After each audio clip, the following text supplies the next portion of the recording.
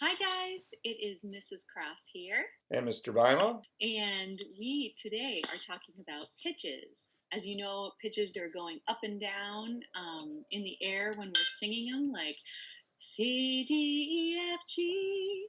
And then, of course, to write them down and to read them, you need a staff. And so we're looking today at the treble staff, and we're looking at all the lines and the spaces. So as you can see on this screen, the top part here has all the lines. And the bottom line there, the very first line is E, then G, B, D, and F. And good ways to remember those things are written to the right, an acronym saying, every good boy does fine. It's a good way for your brain to understand and to remember what note pitches those are. And if you move down to where the spaces are, that first space is an F. And we've talked about this in class, so I know you remember, but this is a good reminder that the spaces spell out the word face, F-A-C-E. For kindergartners, we are hoping that you can complete level 1, and level 1 is going from middle C and also then D, which isn't shown, and then up to E. We are hoping by the end of first grade you will get to level 3, which is from the pitch middle C up to G. And you can see that I'm moving it up. There it is, from C to G. That's how far you need to go. For second grade, we want you to go from middle C all the way up to B. And here, there's the middle C, it's moving. Second notes, there it is, landing right on B. So that is level 5. So once you are comfortable with your grade level second graders, feel free to go on to level 7, 6, and 7. It skips there.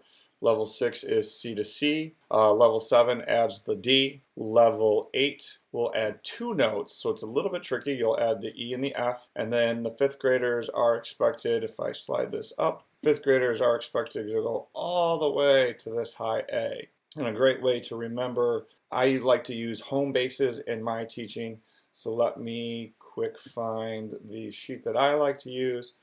So for your young students that haven't gotten to the grand staff or the bass clef as well, don't let this freak you out. You can just look at it like that, if you will. So I like to use home bases. So if you look at this middle line, you know the middle line is B.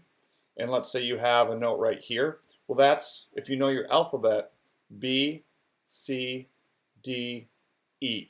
And then if you want to keep going, F, G, A. And if you know your ledger lines, which are the notes that float, and the middle line, it's the alphabet, A, B, C. So I call these home bases. So if you have home bases, a lot of people like to use dangling D.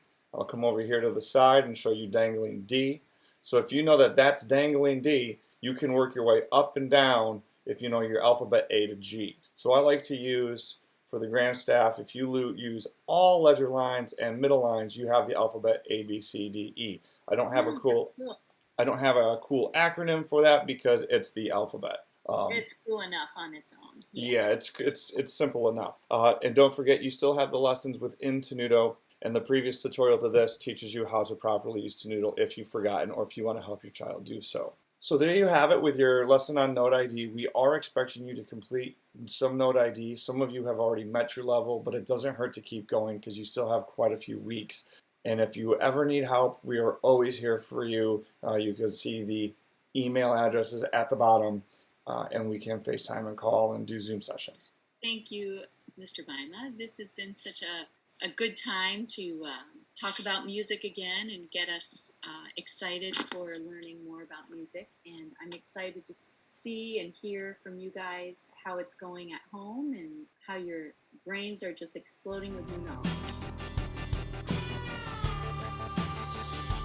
Until next time, guys. Until next time.